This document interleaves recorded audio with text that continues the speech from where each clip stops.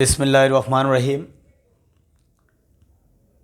মঙ্গলকান্তি বহুমুখী উচ্চ বিদ্যালয়ে অনলাইন স্কুলের পক্ষ থেকে সকল ছাত্রছাত্রী এবং অভিভাবককে জানাই আন্তরিক শুভেচ্ছা এবং অভিনন্দন। আমার নাম আব্দুল কাদের, সহকারী শিক্ষক, মঙ্গলকান্তি বহুমুখী উচ্চ বিদ্যালয়।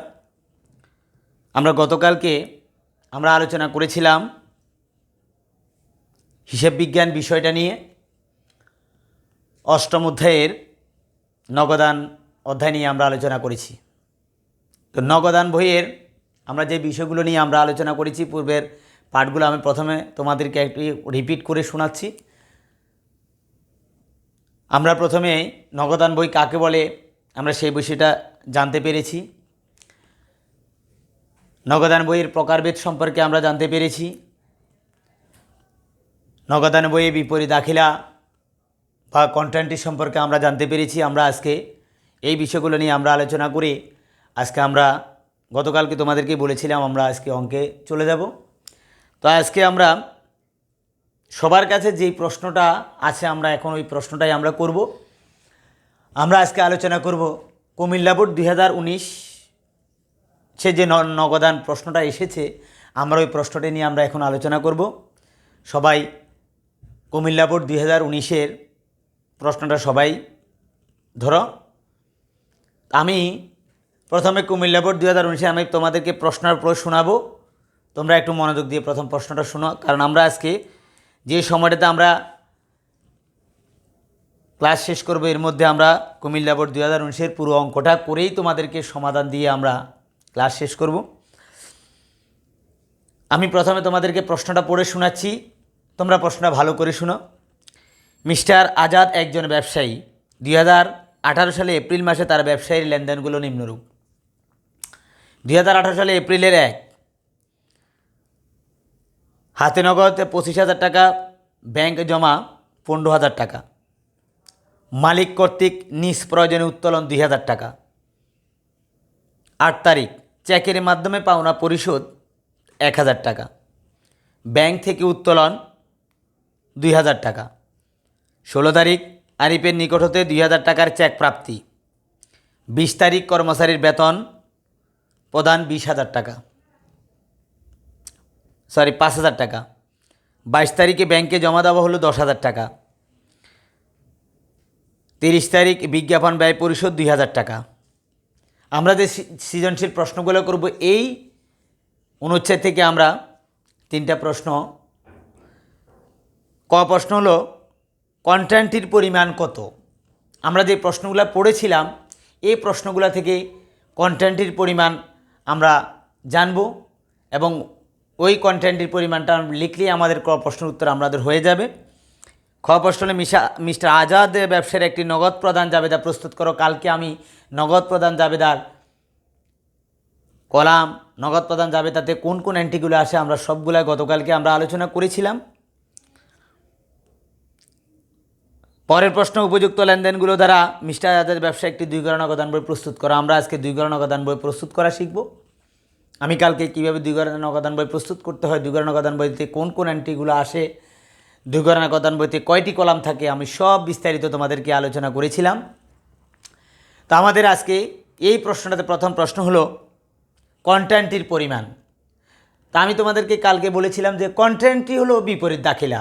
যেই প্রশ্নটা যেই এন্ট্রিটা নগদান বইয়ের উভয় দিকে বসে সেটাকে আমরা সাধারণত বিপরীত দাখিলা হিসেবে আমরা লেনদেন বলি, কন্টেন্টের হিসাবে আমরা ধরে নিই।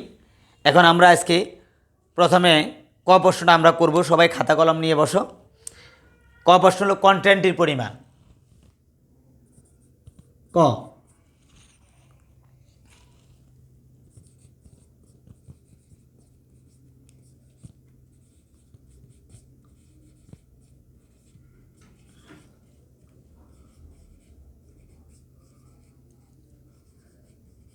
কন্টেন্টের পরিমাণ। আমরা এই কন্টেন্টের পরিমাণে যে লেনদেনগুলো আমরা শুধু ওই লেনদেনগুলো লিখব। তার জন্য ঘর করতে হবে আমাদের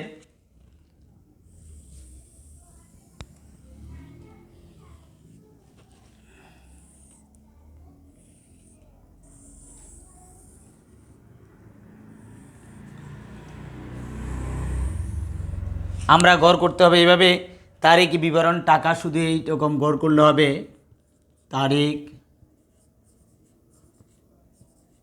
বিবরণ টাকা। আমরা এখানে আরেকটা ঘর করতে পারি, একাধিক লেনদেনের ক্ষেত্রে আমরা প্রয়োজনে টাকার ঘর আমরা দুটা লিখতে পারি, এখান থেকে যোগ করে আমরা পরের কলামে নিয়ে যাব। তাহলে আমরা কন্টেন্টের পরিমাণ, আমি কালকেই বলেছিলাম তোমাদের কন্টেন্টের পরিমাণের ক্ষেত্রে কোন কোন এন্ট্রিগুলো বসে, বিশেষ করে ব্যাংকে জমা দিলে, ব্যাংক থেকে কারবারের প্রয়োজন উত্তোলন করলে, কোনো ব্যক্তির কাছ থেকে আবার কোনো ব্যক্তিকে যদি আমরা যদি সাথে সাথে দিয়ে দিই, এই সাধারণত এইরকম লেনদেনগুলো, এই জাতীয় লেনদেনগুলো আমরা কন্টেন্টের পরিমাণ হিসেবে ধরে নিই। এখন আমাদের এই অঙ্কে আমাদের কন্টেন্টের পরিমাণে দুইটা প্রশ্ন, শুধু দুইটা লেনদেন হবে, সেটা হবে এপ্রিল মাসের 12 তারিখ এবং এপ্রিল মাসের 22 তারিখ। এপ্রিল মাসের 12 তারিখে লেনদেন হলো ব্যাংক থেকে উত্তোলন, এই ব্যাংক থেকে উত্তোলন হলো কন্টেন্টের পরিমাণ। আমরা এখন লিখব 2018 সালের এপ্রিলের 12, 2018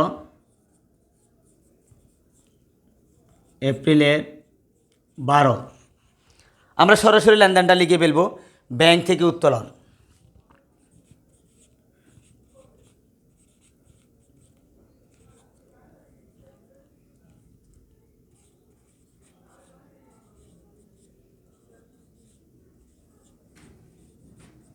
ব্যাংক থেকে উত্তোলন, টাকার পরিমাণ 2000 আমরা প্রথম কলামে লিখব।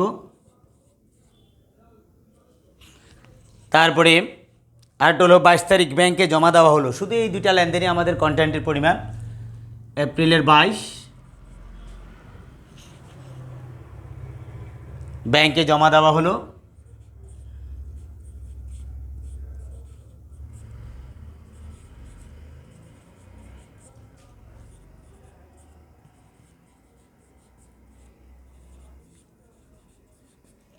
ব্যাংকে জমা দেওয়া হলো টাকার পরিমাণ 10,000। আমরা আর কোনো এন্ট্রি না থাকে আমরা যোগ করে সরাসরি শেষের কলামে নিয়ে যাব, 10,000 দিয়ে 12,000 টাকা। এটাই হলো আমাদের কন্টেন্টের পরিমাণ। তবে এখানে তোমরা একটা জিনিস খেয়াল রাখবা, আমরা নোট আকারে লিখতে পারি, শেষে দিয়ে আমরা নোট আকারে একটা বিষয় লিখতে পারি, সেটা হলো যেই লেনদেনের ফলে নগদান হিসাব এবং ব্যাংক হিসাব দুটিই একসাথে প্রভাবিত হয়। যেই লেনদেনের ফলে নগদান হিসাব এবং ব্যাংক হিসাব দুটিই একসাথে প্রভাবিত হয়, ওইসব লেনদেনকে কন্টেন্ট্রি বা বিপরীত দাখিল হিসাবে আমরা অভিহিত করতে পারি। এই বিষয়টা তোমরা নিচে দিয়ে লিখতে পারো। এবার আসো আমরা চলে যাই খ প্রশ্নতে চলে যাই। এই ক প্রশ্নে কারো কোনো সমস্যা আশা করি থাকার কথা না। এবার আমরা চলে যাব খ প্রশ্নে চলে যাব। খ প্রশ্ন হলো মিস্টার আজাদের ব্যবসায়ের একটি নগদ প্রদান জাবেদা প্রস্তুত করো। আমরা এখন খ প্রশ্নে চলে যাই। আশা করি সবাই ক প্রশ্নটা বুঝতে পেরেছ। এখন আমাদের খ প্রশ্ন হলো নগদ প্রদান জাবেদা। খ,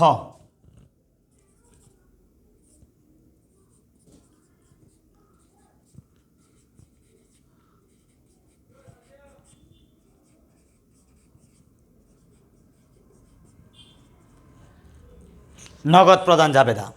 এখন আমরা নগদ প্রদান জাবেদার ক্ষেত্রে কোনটাকে বুঝে, আমরা গতকালকে বলেছিলাম নগদ জাতীয় যেই লেনদেনগুলা হবে, শুধু নগদ লেনদেন নগদে প্রদান করা হয়েছে, সেগুলাকে আমরা নগদ প্রদান জাবেদাতে আমরা লিপিবদ্ধ করব। এখন আমরা নগদ প্রদান জাবেদা করতেছি। মিস্টার আজাদের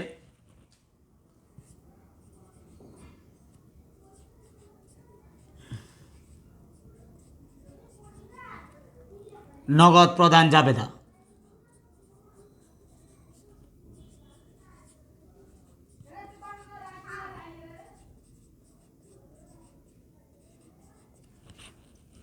আমরা গতকালকে বলেছিলাম নগদ প্রদান জাবেদার ক্ষেত্রে আমাদের টাকার গড় হবে 4টা, সেটা হবে ডেবিট দিকে হবে 3টা, ক্রেডিট দিকে হবে 2টা।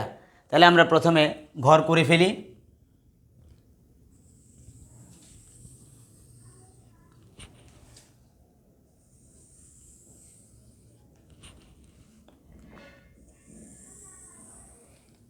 আমরা প্রথমে টাকার ঘর 5টা টেনে ফেলি।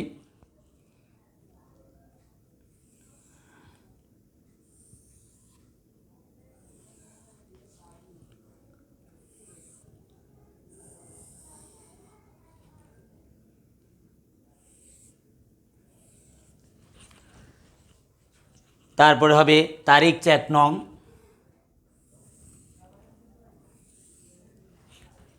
ডেবিট হিসাব খাত সূত্র, তারিখ চেক নং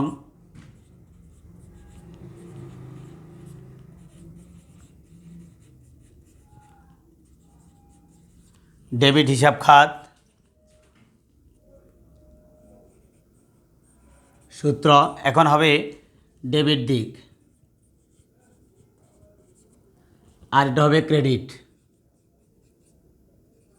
এখন আমরা ডেবিট দিকে কি হিসাব লিখব? ক্রয়, পাওনাদার এবং অন্যান্য।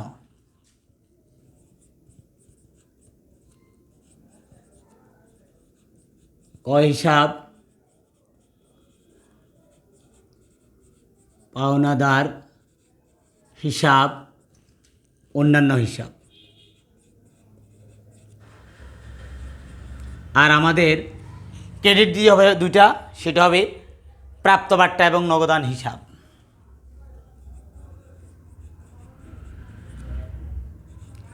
প্রাপ্ত হিসাব, নগদান হিসাব। এবার আমরা আসো, প্রথমে কোন তারিখ আমাদের নগদ প্রাপ্তি জাবেদার মধ্যে আসবে? প্রথমে হবে 5 তারিখ, যে মালিক কর্তৃক নিষ্প্রয়োজন উত্তোলন। মালিক কর্তৃক নিষ্প্রয়োজন উত্তোলনটা হলো, আমরা সাধারণত এটাকে ব্যয় হিসেবে ধরি, কারণ মালিকের নিষ্প্রয়োজনে খরচ করা হলো। তাহলে আমরা প্রথমে লিখি এপ্রিলের 5, 2018 সালের এপ্রিলের 5।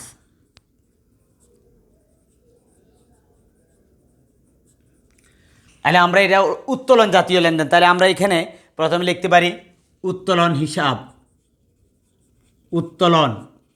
তাহলে সেই ক্ষেত্রে উত্তোলনের ক্ষেত্রে আমরা মালিক কর্তৃক যদি নিষ্প্রয়োজন উত্তোলন করে, তাহলে হবে আমরা অন্যান্যের কলামে এবং নগদান কলামে যাবে।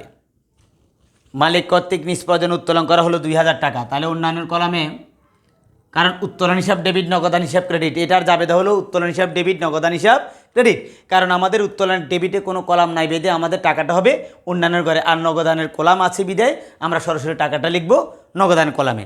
তাহলে অন্যান্যর ঘরে 2000, কারণ যেই এন্ট্রি অনুপাতে আমাদের কলাম না থাকবে, ওই এন্ট্রির নামে যদি কোনো কলাম না থাকে, তাহলে সেটা হবে অন্যান্যর কলামে, আর অন্যর যে এন্ট্রিটা থাকবে সেটা ওই কলামে টাকাটা বসে যাবে। অন্যান্য ঘরে 2000, নগদান ঘরে 2000 টাকা।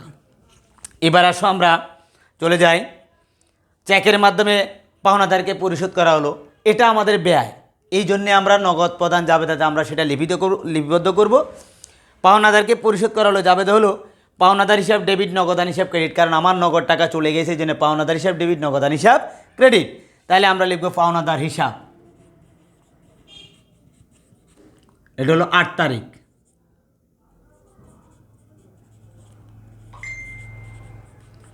পাওনাদার হিসাব, তাহলে পাওনাদার হিসাব ডেবিট, নগদান হিসাব ক্রেডিট, আমাদের টাকা হলো 1000 টাকা।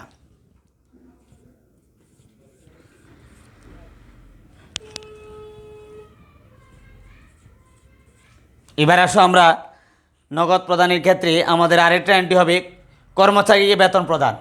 আমরা কর্মচারীকে বেতন প্রদান করে দিলাম, আমাদের সেক্ষেত্রে জাবেদা হবে বেতন হিসাব ডেবিট, নগদান হিসাব ক্রেডিট। সেই ক্ষেত্রে আমরা কিছুক্ষণ আগে বলেছিলাম লেনদেন অনুপাতে যদি কোনো কলাম না থাকে সেটা অন্যান্য কলামে হবে, আর অন্যগুলো যেই লেনদেনের এন্ট্রি কলাম আছে সেটা ওই কলামে চলে যাবে। এখন আমাদের বেতন প্রদান করা হলো, তাহলে জাবেদা হবে বেতন হিসাব ডেবিট, নগদান হিসাব ক্রেডিট।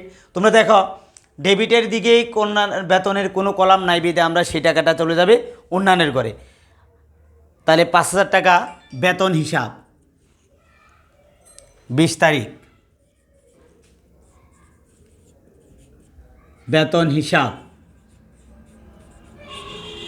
বেতন হিসাব, তাহলে 5000 টাকা অন্যান্যের কলামে, আর নগদান কলামে 5000 টাকা।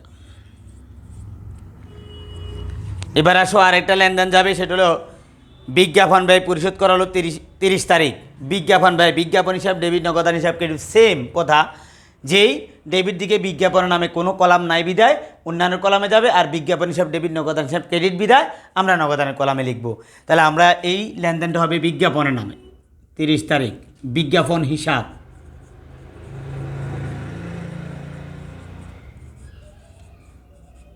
বিজ্ঞাপন হিসাব 2000 টাকা, অন্যান্য কলামে 2000 আর নগদান কলামে 2000। আমাদের আর কোনো লেনদেন নাই বিধায় আমরা এগুলো যোগ করে ফেলবো। তবে এই ক্ষেত্রে একটা জিনিস খেয়াল করবে, তোমার ডেবিট কলামে যে টাকার কলাম 3টা, ওই 3টার লেনদেনে যোগফলের সাথে ক্রেডিট কলামের টাকার লেনদেনে 3টা যদি তোমাদের যোগফল না মিলে, তোমরা মনে করতে হবে তোমাদের অঙ্ক মিলে নাই। তাহলে আমরা এখন এটা যোগ করব। তাহলে দেখো এই কলামে কোনো কিছু নাই, এই কলামে আছে 1000 টাকা, এই কলামে আছে 2, 5, 7, 7 দিয়ে 9000 টাকা। আর ক্রেডিট দিকে এই কলামে কোনো টাকা নাই, আর এই কলামে দেখি 2, 3, 8, 10,000 টাকা। তাহলে এখন দেখো আমরা এই দিক দিয়ে নিচে দিয়ে আমরা যোগ করে দিতে পারি। ডেবিট 1000 যোগ 9000 সমান 10,000। আর আমার ক্রেডিট দিক একটাই লেনদেন 10,000 টাকা। তাহলে আমার লেনদেনটা মিলে গেছে, তাহলে আমাদের অঙ্ক ওকে। এবার আমরা ঘতে চলে যাব। আমাদের আরেকটা অঙ্ক আছে, সেটা হলো ঘ। আমরা 2 ঘর নগদান বই প্রস্তুত করব।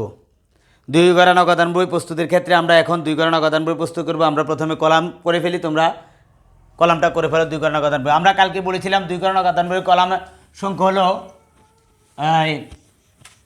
12টি। তাহলে 2 ঘর নগদান বই কলাম সংখ্যা কয়টি বলছিলাম? 12টি। আমরা এখন 2 ঘর নগদান বই প্রস্তুত করব।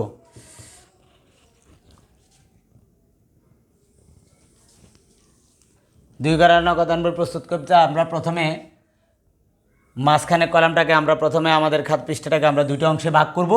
সেখানে ডেবিট দিকে হবে 6টা, ক্রেডিট দিকে হবে 6টা। তারিখ, টাকার ঘর হবে 2টা, তারপরে টাকার ঘর হবে 2টা, আমাদের টাকার ঘর হবে 2টা।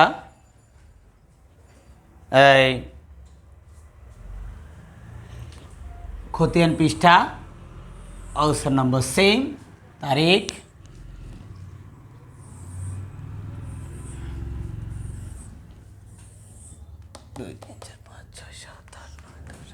এখন আমরা লিখি 2 ঘর নগদান বই ঘ।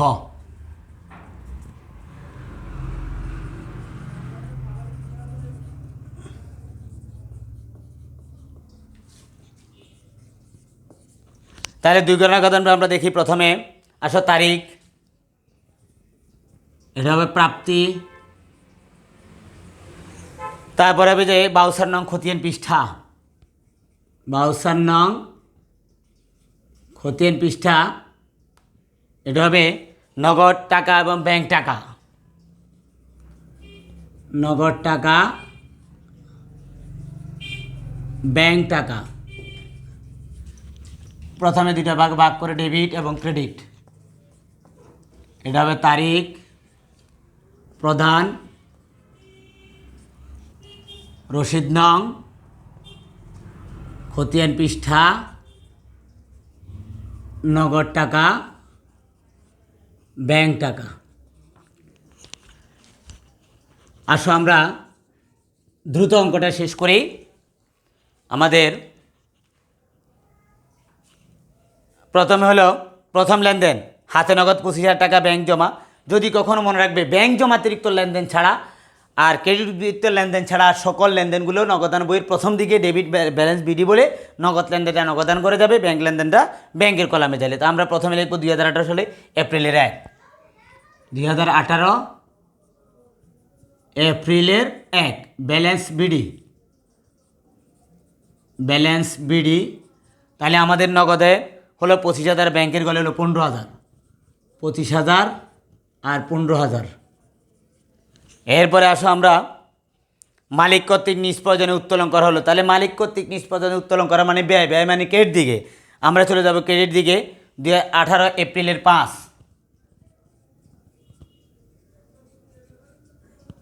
এপ্রিলের 5 আমরা লিখবো। এখন এটা হলো উত্তোলন জাতীয় লেনদেন, উত্তোলন হিসাব, উত্তোলন হিসাব 2,000 টাকা। এরপরে আসো চেকের মাধ্যমে পাওনাদারকে পরিশোধ করলে আমরা পরিশোধ করে দিয়ে দিলাম। তাহলে 8 তারিখ পরিশোধ মানে ব্যয় ক্রেডিট দিকে, 8 তারিখ পাওনাদার হিসাব। চেক লেনদেন মানে আমরা সেটাকে ব্যাংক লেনদেন হিসেবে বুঝে থাকি। তাহলে চেকের মাধ্যমে পরিশোধ করা হলো 1,000 টাকা, ব্যাংকের করে 1,000 টাকা। তারপরে আসো 12 তারিখ ব্যাংকে জমা দেওয়া বলে, যেটাকে আমরা কন্ট্রাক্টি লেনদেন বলে থাকি, বিপরীত দাখিলা, এটা উভয় দিকে হবে। তাহলে আমরা প্রথমে ডেবিট দিকে নেব ব্যাংক হিসাব, যেটা উভয় দিকে লেনদেন হবে। ব্যাংক হিসাব নগদ কক্ষে হবে ব্যাংক হিসাব। এখানে সি মানে কন্ট্রাক্টি এন্ট্রি, এই জন্য আমরা সি বসাই দেব। নগদান করে 2,000 টাকা। আর ক্রেডিট দিকে হবে, এই লেনদেনটা হলো 12 তারিখ। আর ক্রেডিট দিকে হবে নগদান হিসাব,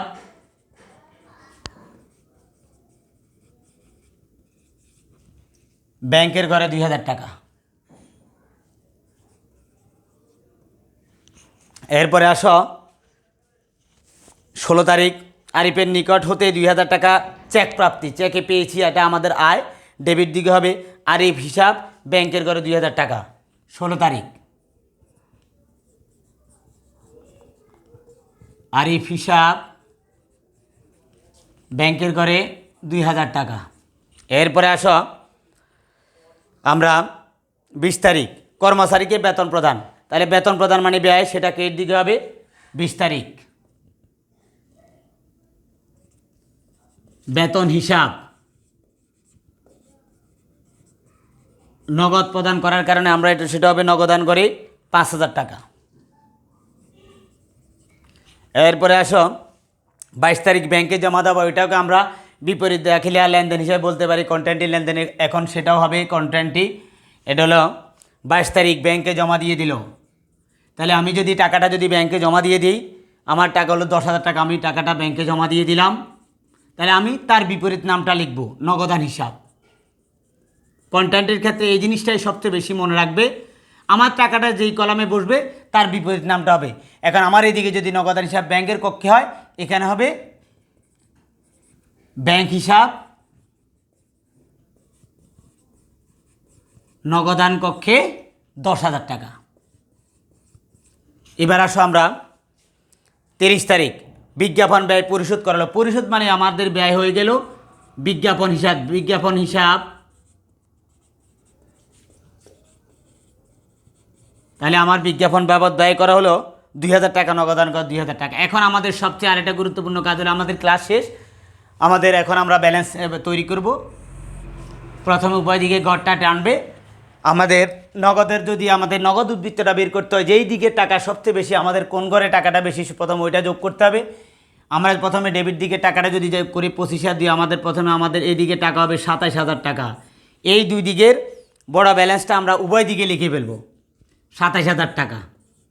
তাহলে আমরা 27,000 টাকা থেকে এই লেনদেনগুলো যদি আমরা বাদ দিই, তাহলে আমার টাকা থাকবে আর 8,000, সেটা হবে নগদ উদ্বৃত্ত। আমরা ওই টাকাটা ক্রেডিট দিকে দেখিয়ে আমাদের লেনদেন মিলাইতে হবে। আমাদের এপ্রিল মাসের শেষ তারিখ লিখে আমরা 31 তারিখ ব্যালেন্স সিডি, ব্যালেন্স সিডি। এই দিকে যেই টাকাটা কম, ওই টাকাটা আমরা এইদিকে লিখব 8,000 টাকা কম, আমাদের 8,000 টাকা হলো ব্যালেন্স সিডি। এবার আসো আমরা ব্যাংক কক্ষের এইদিকে টাকাটা বেশি, 15 দিয়ে 17, 17 আর 10 27। এখন আমরা এইদিকে দেখো এখানেও টাকা সেম 27,000 টাকা। তাহলে এই 27,000 টাকা উভয় দিকে লিখে ফেলবে। এখন এই 27,000 টাকা দিয়ে আমাদের ব্যাংকের টাকাটা আমরা যদি বাদ দিই, এখানে 3,000 টাকা বাদ দিলে 24,000 টাকা এইদিকে, তাহলে সিডি হবে 24,000 টাকা। আমরা এই টাকাটা এইদিকে পরের মাসের 1 তারিখ লিখব। এপ্রিলের পরের মাস হলো মে। মের 1 তারিখ ব্যালেন্স ভিডি। নগদ কলামের হলো 8,000 টাকা, সিডি ছিল ওই টাকাটা হবে। আর ব্যাংক কলামের সিডি ছিল 24,000 টাকা, এই কলামে হবে। আশা করি তোমরা ক্লাসটা বুঝতে পেরেছ। তোমাদের প্রতি অনুরোধ থাকবে, এর মধ্যেও যদি কোনো রকমের কোনো সমস্যা যদি পড়ো, তোমরা ব্যক্তিগতভাবে আমার সাথে যোগাযোগ করতে পারো, অথবা মেসেঞ্জারে যোগাযোগ করতে পারো, অথবা ফোন করে যোগাযোগ করতে পারো। তোমাদের সমস্যাটা সমাধান করার চেষ্টা করব ইনশাল্লাহ। আমি আমার মোবাইল নাম্বারটা নিচে দিয়ে লিখে দিচ্ছি, প্রয়োজনে কল করে তোমরা তোমাদের সমস্যা সমাধান করবে। 01817706383, এটা আমার পার্সোনাল নাম্বার। এই নাম্বারে যোগাযোগ করে তোমরা তোমাদের সমস্যা সমাধান করতে পারো। তো আজকের মতো এখানে বিদায় নিচ্ছি। আল্লাহ হাফেজ।